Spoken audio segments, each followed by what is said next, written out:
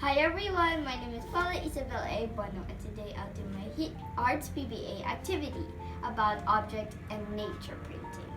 So for the nature printing, I will use some pothos leaves. And for the object printing, I will use a palette knife and different type of screws. So let's start.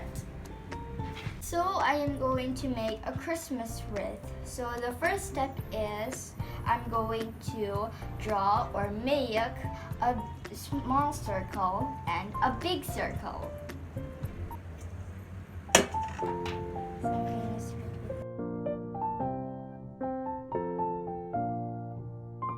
So the next one is I'm going to use the palette knives so that to make twigs on the bigger circle here.